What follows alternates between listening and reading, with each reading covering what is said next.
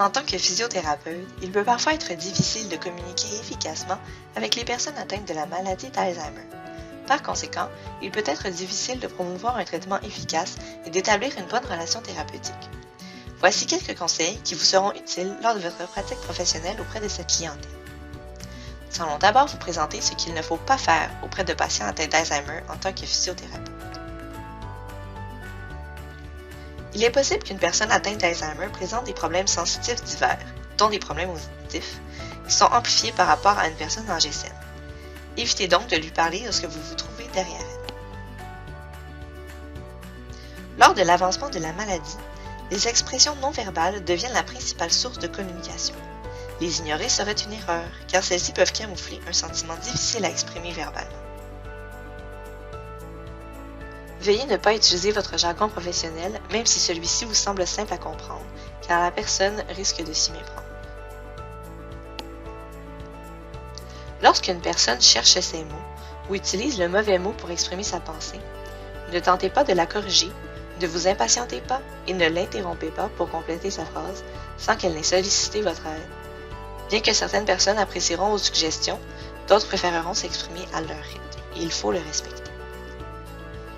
Utiliser des négations ou démontrer ce qu'il ne faut pas faire peut être une source de confusion pour les personnes atteintes d'Alzheimer. Évitez toute confusion en vous tenant à l'essentiel et en misant sur le positif. Les personnes atteintes d'Alzheimer peuvent éprouver de la surstimulation lorsqu'ils sont exposés à trop de distractions.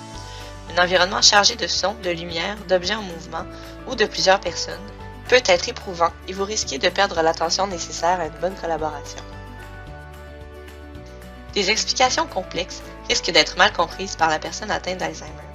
Veuillez donc utiliser un langage simple.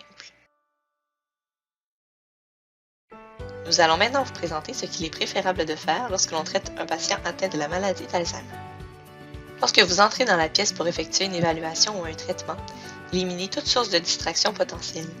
Éteignez la télévision, la radio, et si nécessaire, fermez les rideaux et faites sortir les animaux de compagnie. Maintenez toujours un contact visuel avec la personne soignée lorsque vous vous adressez à elle. Si elle possède des lunettes ou des appareils auditifs, assurez-vous qu'elle les porte et qu'ils soient bien allumés. Si vous avez toujours de la difficulté à vous faire comprendre, vérifiez la batterie des appareils auditifs. Il est essentiel de rassurer la personne traitée et de faire preuve de patience dans tous les soins prodigués. Soyez attentif à la personne devant vous. Pour la personne atteinte d'Alzheimer, chercher ces mots peut être une source d'angoisse. N'hésitez pas à démontrer votre empathie par des gestes respectueux et sincères. Toute personne possède des loisirs et intérêts personnels. La personne atteinte d'Alzheimer n'y fait évidemment pas exception. Interrogez la personne sur ses champs d'intérêt afin de trouver des activités significatives pour elle et qui favoriseront sa collaboration aux thérapies. Misez sur ce que la personne est encore capable de faire. Priorisez des phrases simples et courtes pour éviter la confusion. Et si vous voulez rediriger l'attention de la personne, vous pouvez la nommer par son nom.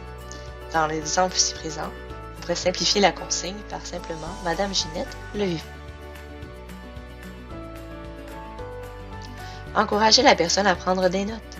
Si la communication écrite devient plus difficile, un simple mot-clé, que le mot soit réel ou inventé par la personne, peut aider à se rappeler de ce que vous lui avez dit. Si l'écriture est devenue plus difficile, on peut utiliser à la place la technologie. On peut également demander l'aide des proches aidants dans les stades plus avancés, s'ils sont disponibles. N'oubliez jamais que si vous vous sentez dépassé par la situation, vous pouvez prendre du recul. Vous pouvez demander de l'aide à un collègue ou à un proche aidant de la personne. Bien que les thérapies de groupe sont souvent mises de l'avant afin de briser l'isolement et favoriser une bonne intégration sociale, elles peuvent être une source de stress et de distraction pour les personnes atteintes de la maladie d'Alzheimer. Préconisez une approche individuelle qui vous permettra d'avoir toute l'attention et la collaboration de la personne nécessaire au bon déroulement de la séance. Bien sûr, en dehors des séances de thérapie, la personne est encouragée à entretenir une vie sociale et communautaire bien remplie. La personne que vous traitez devrait toujours être au cœur des discussions. Adressez-vous directement à elle si elle est accompagnée. Votre relation thérapeutique n'en sera que bonifiée. Pour faciliter le bon déroulement de la séance de physiothérapie, préconisez une démonstration à une explication complexe. Puis, vous pouvez accompagner la personne dans l'exécution du mouvement. Cela sera encourageant pour elle et l'activité sera d'autant plus agréable. N'oubliez pas que la personne devant vous partage et ressent vos émotions. Les différents moyens de communication verbaux et non verbaux vous aideront à former une alliance thérapeutique favorisant le maintien de l'autonomie de la personne atteinte de la maladie d'Alzheimer. Pour tout renseignement supplémentaire, vous pouvez consulter les références de cette vidéo qui se trouvent dans la description. Vous pouvez également visiter le site web de la maladie d'Alzheimer. Nous vous souhaitons un bon succès dans l'accompagnement de vos patients.